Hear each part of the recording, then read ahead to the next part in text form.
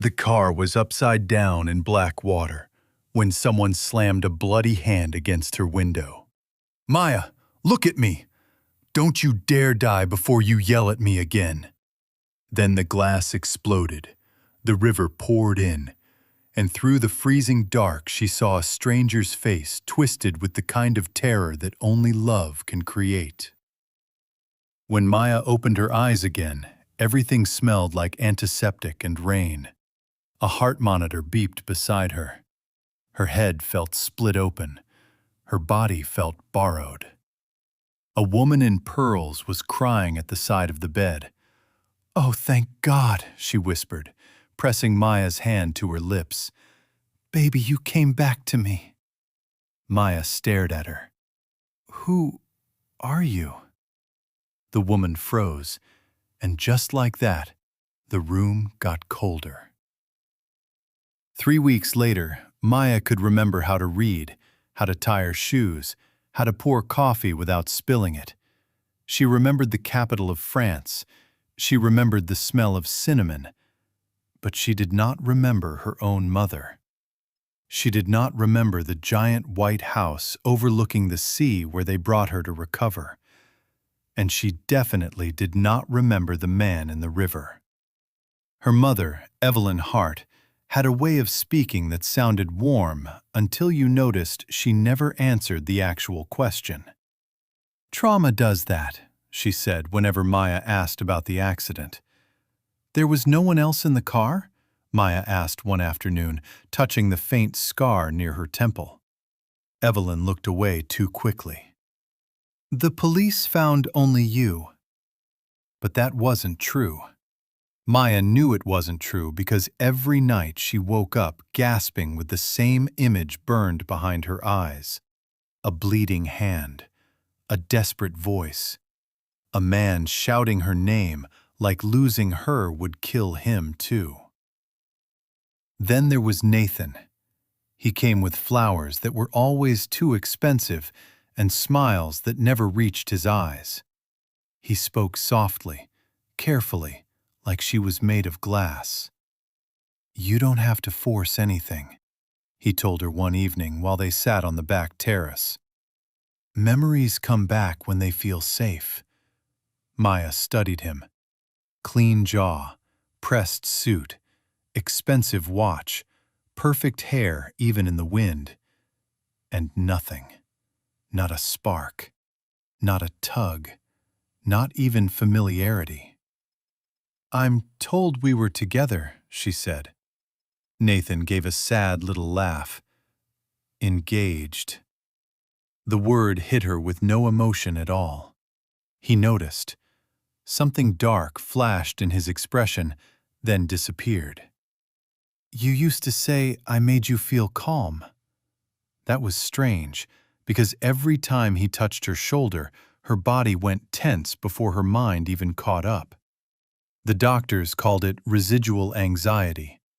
Maya called it her instincts screaming. The first clue arrived in a dream, not a memory, a dream.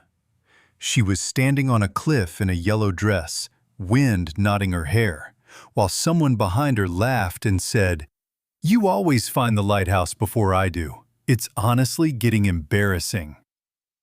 She woke up with tears on her face and one word in her mouth: harbor. By noon, she was driving. She didn't tell Evelyn, didn't tell Nathan.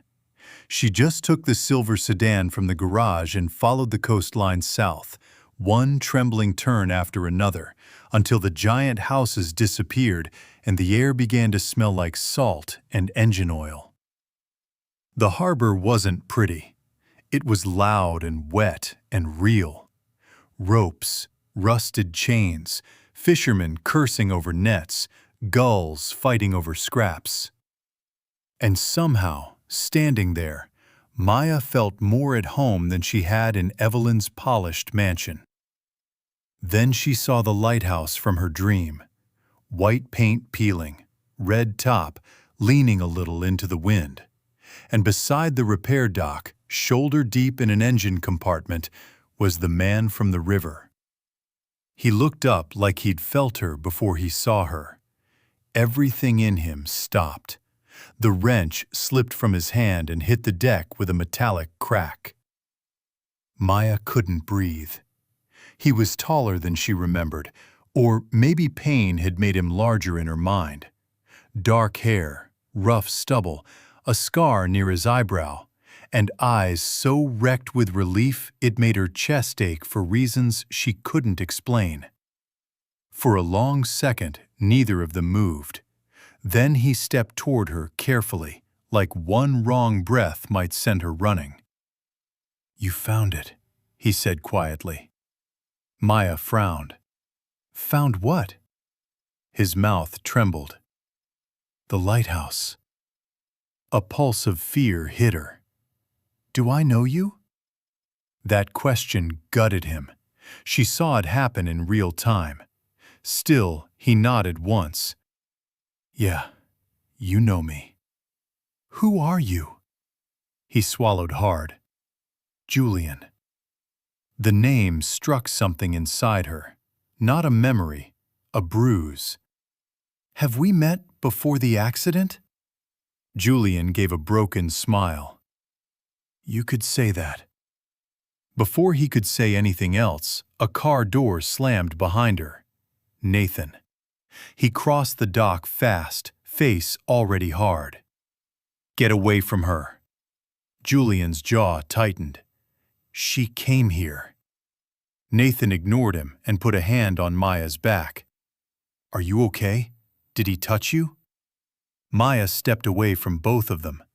"Stop talking about me like I'm not here." Nathan forced a soothing tone. "Maya, this man has been an issue before. He latches on to people. I didn't want to upset you while you were recovering." Julian laughed once, without humor. "That's what you're going with?" "Security!" Nathan shouted toward the marina office. "Call them!" Maya stared. Why would security know him? Nathan looked at her, then at Julian, calculating. "Because he's been warned to stay away from you." That hit Julian like a slap, but he didn't deny it. 2 marina guards started toward them. "Maya," Julian said, not taking his eyes off her. "If you want me gone, I'll go." There was no threat in him, only restraint, and something worse. Pain. But Nathan was the one holding too tightly to her elbow. Nathan was the one watching her answer like a man protecting a lie. Maya started, heart pounding. "I just want the truth." Julian's eyes shone. "Then don't ask him for it." That night, Evelyn found Maya sitting on her bedroom floor, surrounded by pages she didn't remember drawing.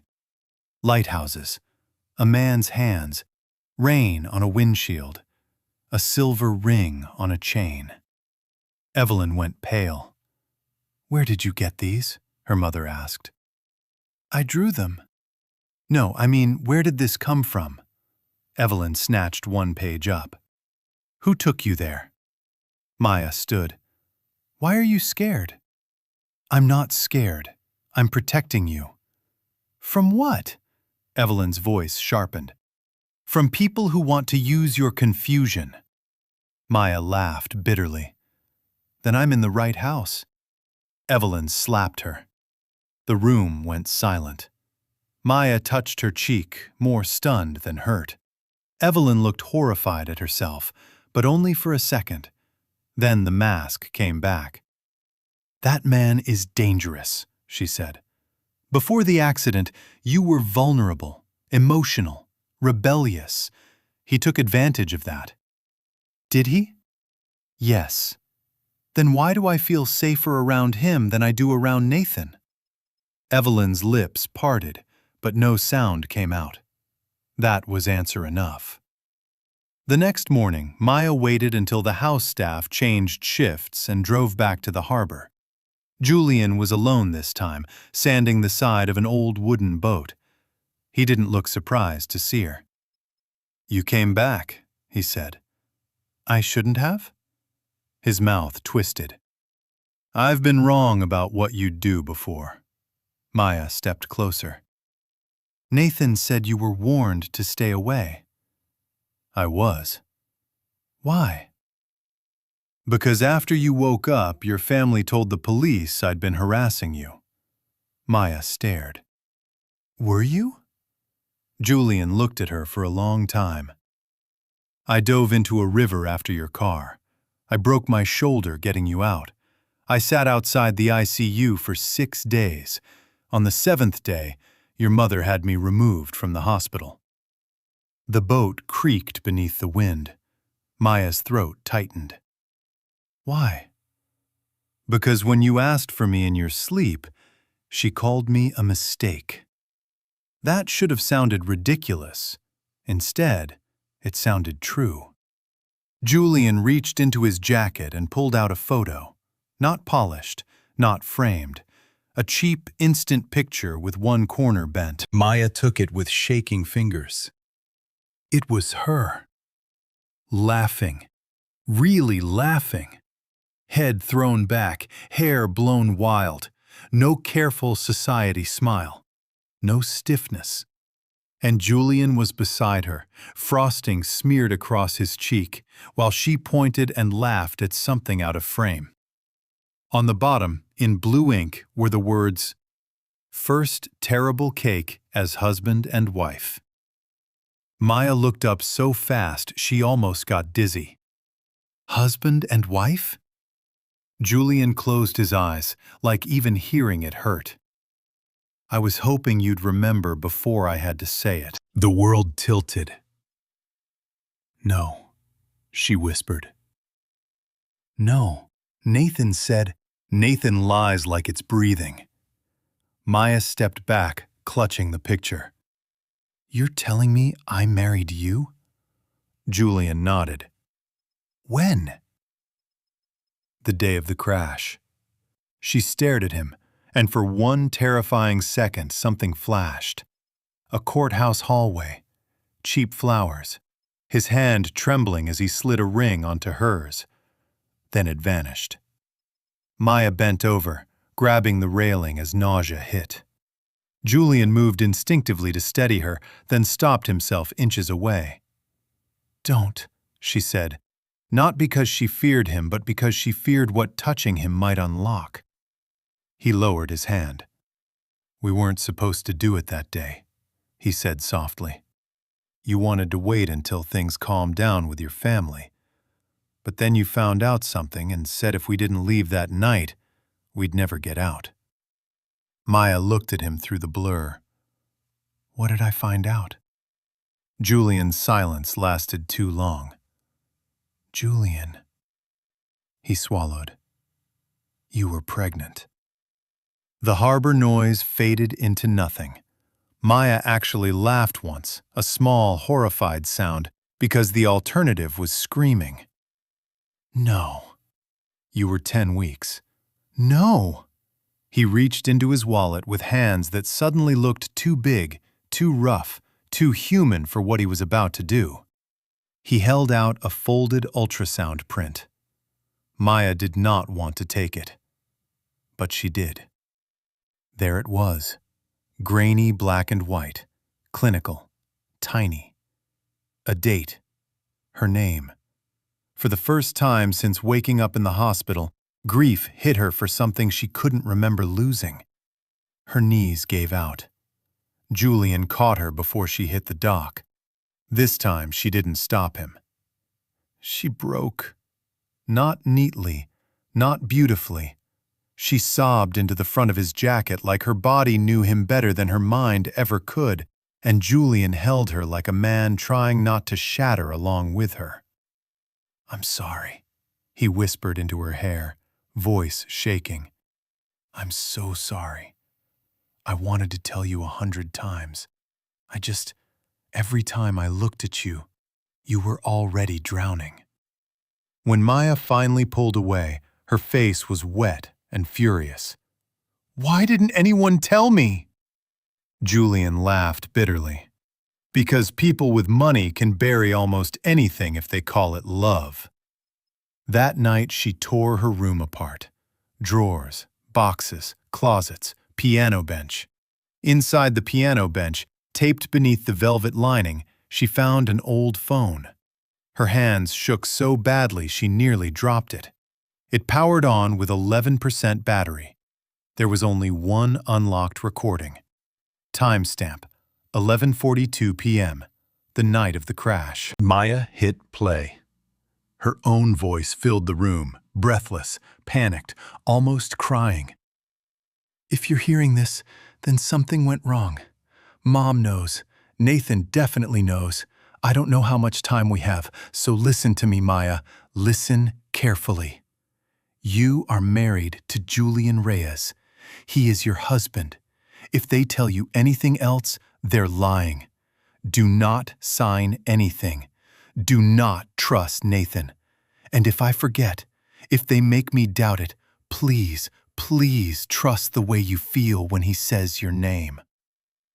The recording ended with a car horn and her own terrified scream.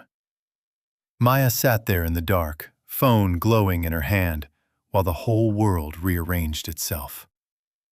The next morning, she put the phone on Evelyn's breakfast plate. Her mother didn't touch her coffee. For a few seconds, neither of them spoke. Then Evelyn said, "How much do you remember?"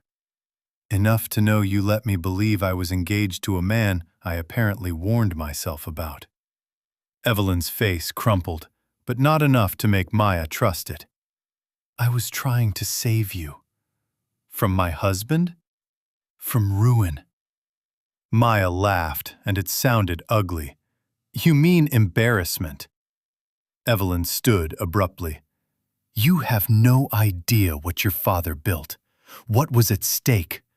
The board was already nervous. The press was watching every move you made after that charity scandal. Then you disappeared with a marina mechanic and came back talking about love like it would protect you from consequences." Maya stared at her. "So you erased my life because you didn't approve?" "No." Evelyn's voice cracked. "I tried to end it before it became irreversible." Maya went still. "What does that mean?" Evelyn looked away. That was when Maya knew there was something even worse underneath all of this. Julian gave her the next piece of the truth at the lighthouse that evening. The wind was rough enough to sting. He stood with both hands in his pockets like a man reporting his own execution. "Your mother called you that afternoon," he said. "She said if you married me, she'd cut you off. You said fine."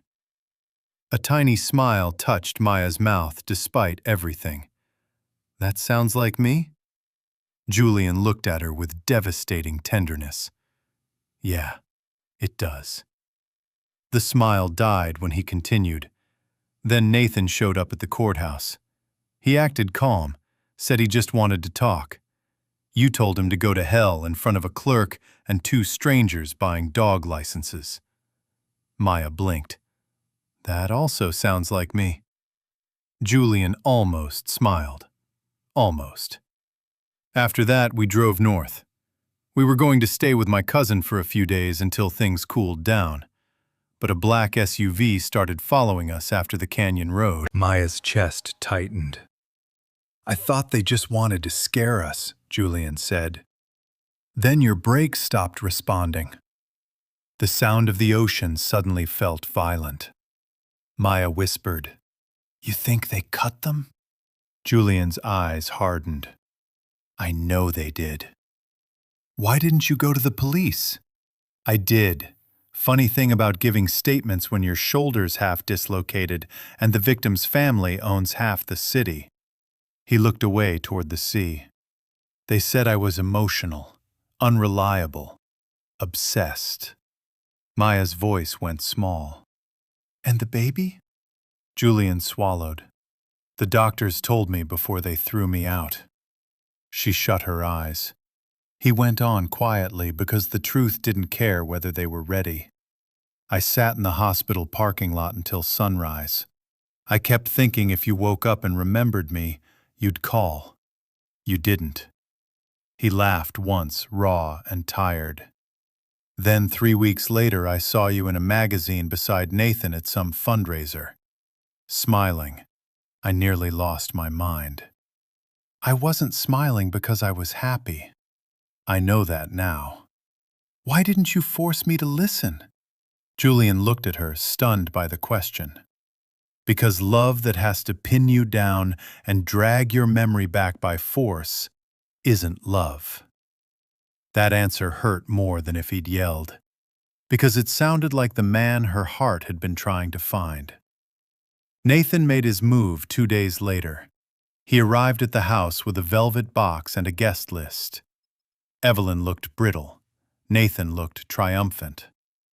"We've decided to move forward with the engagement announcement," he said. Maya almost laughed in his face. "We?" He set the box on the table. Inside was a diamond the size of shame. The board needs stability, the press needs a story, and you need protection from this confusion. Confusion? Nathan leaned closer, smile thinning. You've been wandering around docks meeting strange men. People are talking. Maya stared at him. I'm married. His eyes did not flicker. That terrified her more than if he'd lost control. No, Nathan said softly. You had an episode before the accident. You attached yourself to a fantasy because you were grieving your father. My father's dead? Nathan realized too late he'd said too much. Maya's face went cold. No one told me. Evelyn shut her eyes. Nathan recovered fast. He died of a stroke 2 days after your accident. The stress. Get out. Maya, get out. Nathan lowered his voice until it was almost a whisper. If you keep pushing this, Julian won't be the one who suffers alone. That landed exactly as he intended. When he left, Maya turned to Evelyn. What does that mean? Evelyn sank into a chair, suddenly looking older than money could hide. Nathan has people everywhere. Did you know he threatened Julian? Silence. Mom, Evelyn's eyes filled. I knew he was handling things. Maya stepped back like she'd been burned. You let a man I warned myself about control my life. I thought I could control him too, Evelyn whispered. There it was. Not innocence. Not protection. Cowardice. Maya spent that night with the old housekeeper, Rosa, sitting at the foot of her bed, because Rosa was the only person in that mansion who still looked at her like a human being. At around 2 a.m, Rosa handed Maya a sealed envelope. Your mother told me to burn this after the accident, she said. I did not. Inside was a copy of Maya and Julian's marriage certificate and a valet ticket from the night of the crash. On the back, in someone else's handwriting, were the words, Camera 3 sees the canyon exit. By sunrise, Maya had a plan. The engagement gala was held in the glass ballroom of the Hart Coastal Hotel, all chandeliers and champagne and people who wore compassion like jewelry. Reporters gathered outside. Investors floated inside. Nathan moved through the room, shaking hands like a man already spending someone else's future.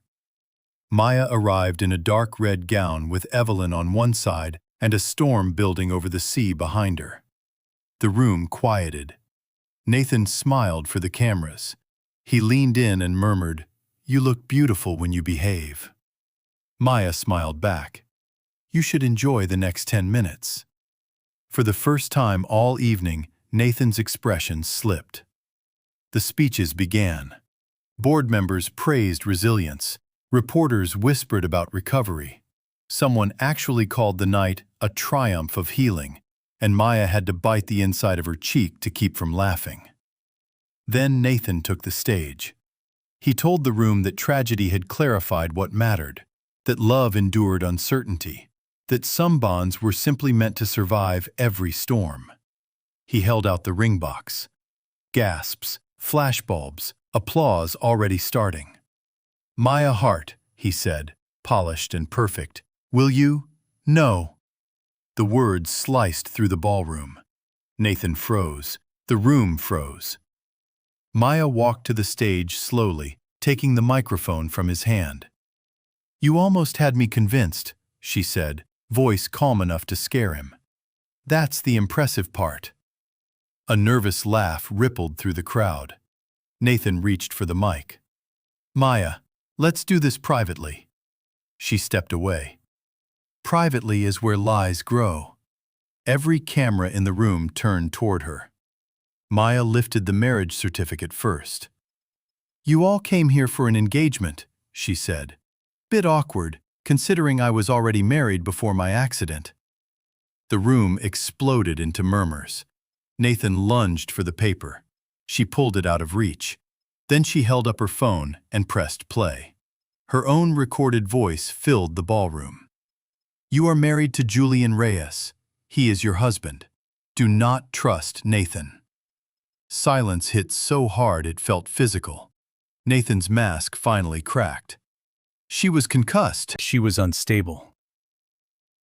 Was I unstable when your SUV followed us down the canyon road? Maya asked. He went still. That was enough. A man from hotel security stepped from the side entrance beside Rosa, holding a tablet. Ms. Hart asked us to retrieve archived parking footage, he announced shakily. The screen behind the stage flickered to life. Grainy footage. The hotel garage exit. Maya and Julian's car leaving. 30 seconds later, Nathan's black SUV pulling out behind them. A wave of noise crashed through the room. Nathan turned toward Evelyn. Do something! But Evelyn didn't move. For the first time, she looked at him not like an ally, like a snake she had once invited into her house. You told me you only wanted to bring her home, Evelyn whispered. Nathan's face hardened. And you told me no one could know about that marriage. There it was. The confession people could hear even without a microphone. Gasps broke into chaos. Nathan grabbed Maya's wrist so suddenly she cried out. You stupid, sentimental fool, he hissed, all charm gone. You were never supposed to remember enough to do this. Before anyone else reached them, another hand slammed into Nathan's jaw. Julian. Nathan stumbled back into a champagne tower. Glass exploded across the floor. Guests screamed and scattered. Julian put himself between Maya and Nathan, chest heaving, eyes murderous. Touch her again, he said, and they'll need dental records. Nathan wiped blood from his mouth and laughed like a man finally showing his real face. Look at you, dock rat to hero in one night. Julian didn't blink. Still better than murderer. Police rushed in then, real police this time, not men Nathan paid to look the other way.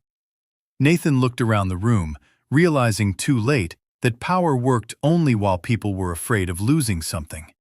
He had lost the room. He had lost Evelyn. And in that moment, he knew he had lost Maya forever.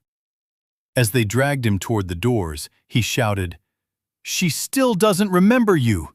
She'll wake up tomorrow and choose me all over again. The words hit harder than Maya expected, because under all the victory, the cruelest truth remained. He was wrong about her, but not entirely about the damage. Later that night, after statements and headlines and the collapse of 1,000 polished lies, Maya stood alone at the lighthouse in the same storm that had haunted her dreams. Julian found her there, with a coat over his arm. I figured you'd come here, he said. She took the coat, but didn't put it on. For a moment, they just listened to the ocean. I remember pieces, she said at last. Your laugh in the courthouse, the way you stole fries off my plate. How angry I got when you called expensive coffee burnt sadness in a cup. Julian smiled faintly. It is. But I don't remember everything. He nodded once, already bracing himself. Okay. The gentleness of that answer made her eyes sting. Okay, she repeated. Julian looked at the sea instead of her. Maya, if you never get it all back, if all of this is too much, I won't hold the ghost of your old self against the woman standing in front of me now. That was when she knew. Not from memory, not from proof. From the terrible, beautiful fact that even after losing everything, her heart had still walked itself back to him. Maya stepped closer. Do you want to know what I remember most clearly? She asked. Julian's voice dropped. What? The river. Pain flickered across his face. She touched his cheek. I remember that when I was drowning, the last thing I saw was someone fighting harder for my life than I even could. Julian's eyes filled. And when I woke up without a past, she whispered, my heart kept dragging me toward the man my mind had forgotten. He broke then. Not loudly, not dramatically, just one shattered breath from a man who had been holding himself together by force for too long. Maya rested her forehead against his. I can't promise all my memories come back, she said. I know. I can't promise I won't wake up scared again. I know. I can only promise this. He waited. She smiled through tears. If you ask me again, this time I'll remember saying yes. Julian laughed and cried in the same breath. Then, right there in the cold, salt wind, with the storm finally moving out to sea, he reached into his pocket and pulled out the plain gold ring he had carried on a chain for months. Maya Hart, he said, voice unsteady. Will you marry me again? She held out her hand. Yes. The lighthouse turned once, slow and bright, washing them in white. And for the first time since the crash, the night didn't feel like something had been taken from her. It felt like something had found its way home.